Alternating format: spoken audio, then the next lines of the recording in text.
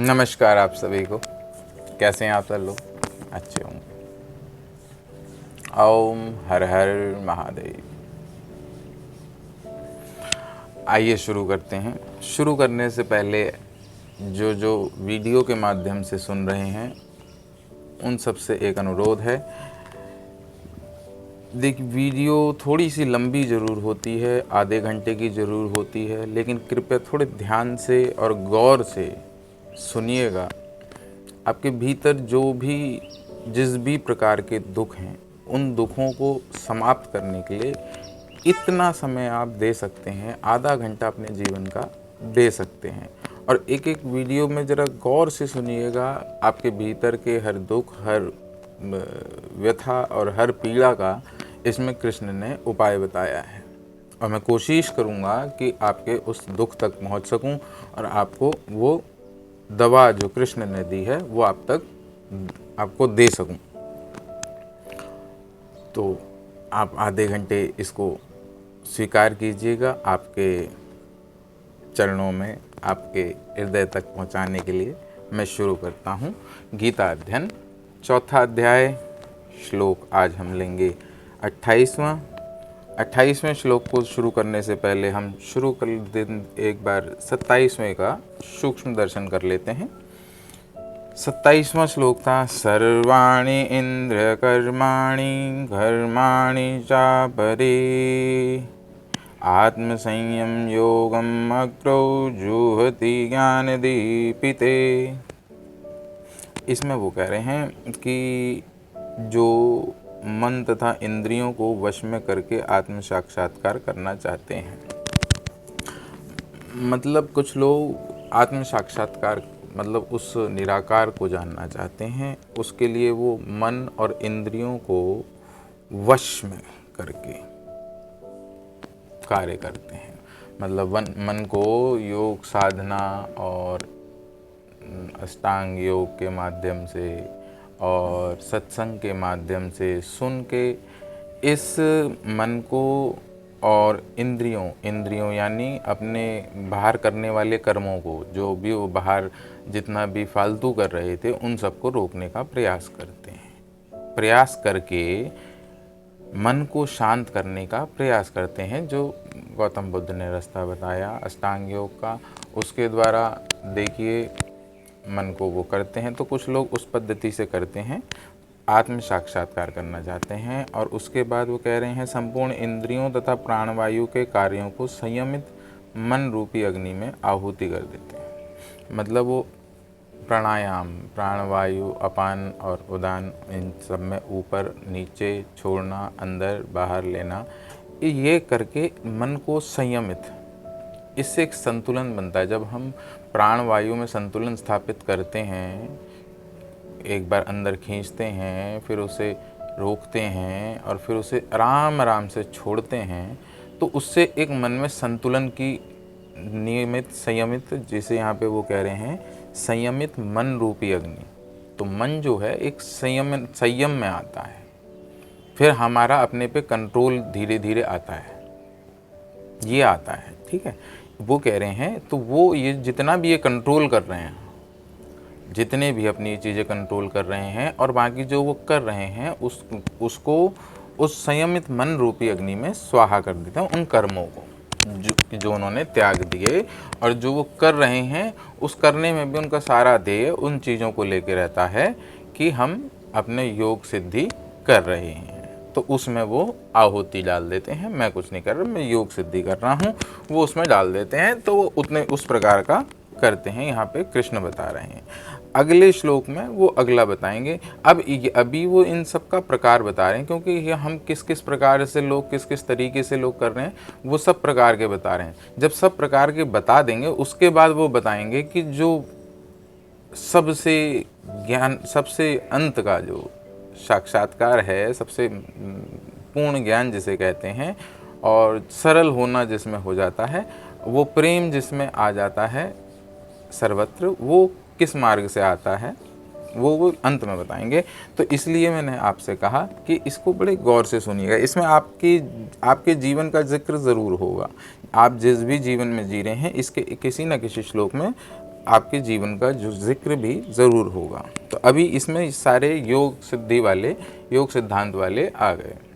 अब इसके बाद हम अगले श्लोक में 28वें श्लोक में प्रवेश करते हैं। 28वां श्लोक है द्रव्य यज्ञ तप यज्ञ योग यज्ञ तथा परे स्वाध्याय ज्ञान यज्ञ च यत्यः संसित व्रत। अब यहाँ पे वो कह रहे हैं कि कुछ लोग क्या करते हैं, यहाँ पे यज्ञ जितने भी जगह बोला गया है, द्रव्य यज्ञ, तप यज्ञ, योग यज्ञ, ठीक है, ये स्वाध्याय यज्ञ, ज्ञान यज्ञ, ये सब यज्ञ जो बोले गए हैं, ये यज्ञ यानी आपके कर्म हैं, ठीक है। अब इन कर्मों में आप देखिए कुछ द्रव्य यज्ञ, द्रव्य यज्ञ यानी पैसा, पैसों के लिए कार्य करते हैं, और जिन्हें हम वैश्य समाज कहा जाता है, पैसों के लिए कार्य करते हैं। और आजकल आपको सब इसी के लिए कार्य करते हुए दिखेंगे, पैसों के लिए। और कुछ लोग उसके बाद वो कह रहे हैं तप करते हैं, तपस्या करते हैं, कुछ लोग भजन करते हैं, कुछ लोग कीर्तन करते हैं, कुछ लोग दिया अपने ही घर में दिया बत्ती करते हैं। अब कुछ लोग इसमें से स्वाध्याय करते हैं, कुछ लोग स्वाध्याय वेदों द्वारा अध्ययन, वेदों का अध्ययन, पाठ, मनन, ये क्रियाओं में रहते हैं, जिसको पंडित वगैरह, पुजारी और ये सब कहते हैं। ये कुछ लोग उसमें रहते हैं। कुछ 90% समाज आज हमारा द्रव्य यज्ञ में अपने सारे कर्म उनके द्रव्यों के लिए हो रहे हैं। तो सारा समाज हमारा, आप भी हम सब उसी में आ जाते हैं। अब वो क्या कह रहे हैं, वो कह रहे हैं कि कुछ लोग स्वाध्याय, अपना स्वयं का अध्ययन, मतलब ये क्या नाम कहते हैं आपका, वेदों का अध्ययन, ठीक है, शास्त्रों का अध्ययन, पुराणों का अध्ययन, सब गहन अध्ययन करके जो ज्ञान अर्जित करते हैं, वो ज्ञान योग द्वारा करते हैं, ठीक है। अब इन सब में ये सब यज्ञ तो करते हैं, लेकिन अब इनका मूल भाव क्या रहता है। हम द्रव्य यज्ञ तो जो जितने भी पैसे के लिए कर रहे हैं, इसमें तो आजकल आज के समाज में वो उन्होंने उस समय के हिसाब से बताया था, 5000 साल पहले के संदर्भ में बताया था। जब उसको उठा के हम आज के संदर्भ में लाते हैं, तो आज में हम देखते हैं द्रव्य यज्ञ यानी द्रव्य यज्ञ के हिसाब से द्रव्य तो कोई कर ही नहीं रहा है, क्योंकि यज्ञ, जहाँ यज्ञ वो होता है जिसमें पवित्रता हो।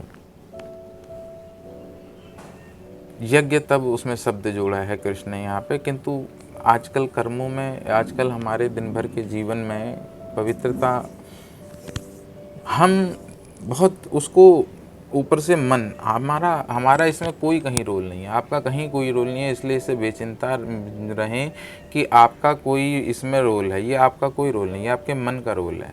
आप तो कहीं हैं ही नहीं, आपकी आइडेंटिटी एक इल्यूजन है और कुछ नहीं।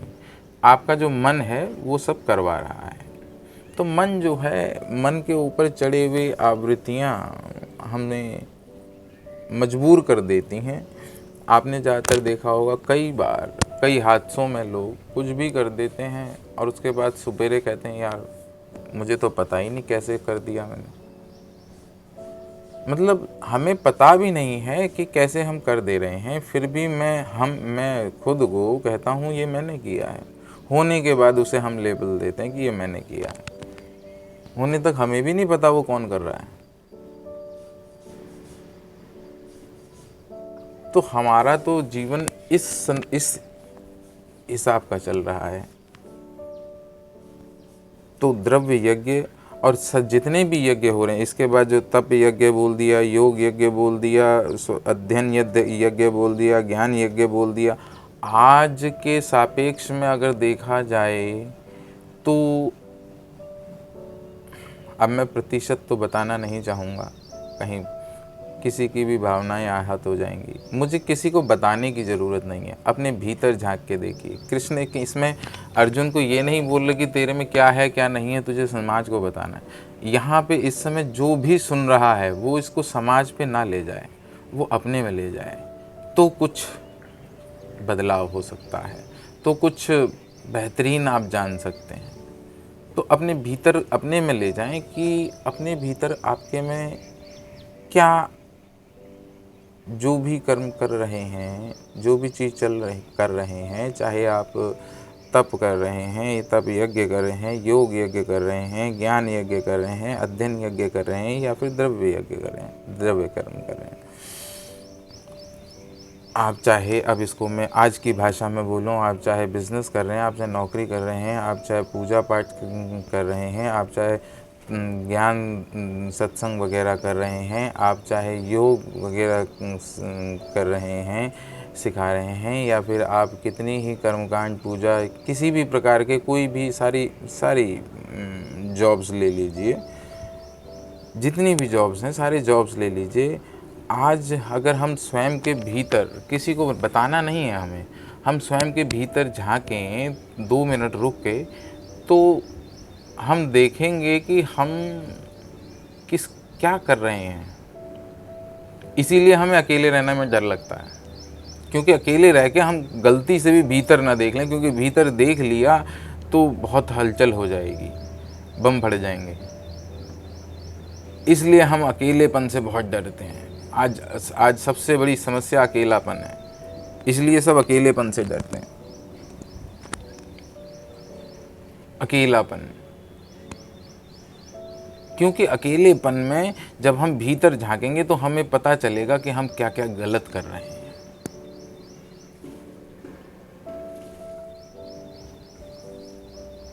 क्योंकि हमने जो भी कर्म करे हैं, आज सबका जो भाव मूल भाव में बैठा है, वो कहीं ना कहीं लालच है पैसे का, कहीं प्रतिष्ठा का लोभ है, कहीं नाम का लोभ है, कहीं संस्था बनानी है, कहीं लोग जोड़ने हैं, कहीं फॉलोअर बनाने हैं, कहीं पैसा अंततो गत्वा अंत उसका पैसा है।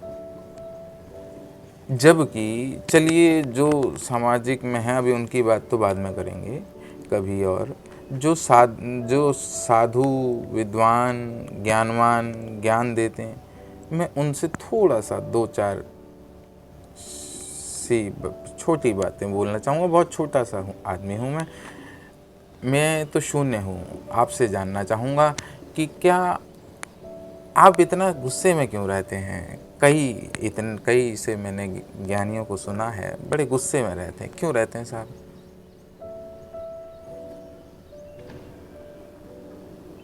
अगर आपने उस सत्य को जान लिया है, आप बोल रहे हैं, आप सबको ज्ञान दे रहे हैं, अगर आपने उस सत्य को जान लिया है, तो आप ये भी जानते हैं क्या यहाँ पे जो भी इंसान कर रहा है, क्या वो स्वयं कर रहा है?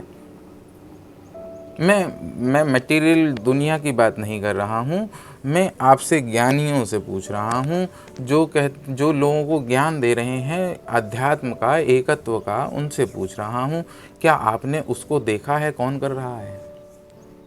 उसको महसूस किया है? और अगर किया नहीं है तो प्रभु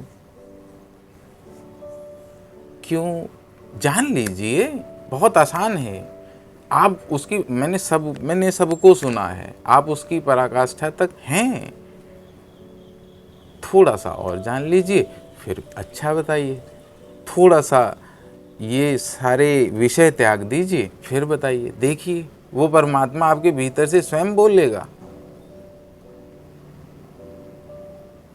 मैं नाम भी नहीं लूँगा किसी का, क्योंकि मेरे को किसी को बदनाम थोड़ी ना करना है, या किसी के नाम को खराब थोड़ी ना करना है। ये नाम ही एक झूठी माया है। यहाँ संस्थाएं खोल ली हैं, बताइए संस्था खोल के क्या करेंगे? क्या कोई सिखाने से सीखेगा? आप ज्ञानी हैं, आप तो जानते हैं इस बात को। क्या कोई सिखाने से सीखेगा? ये तो प्रारब्ध है। आप तो बस दीजिए, जो पाया है उसे फेंक दीजिए, लुटा दीजिए। ऐसे लुटाइए जैसे कबीर ने लुटाया, मीरा ने लुटा दिया। ऐसे आनंद में लुटाइए, फिर देखिए।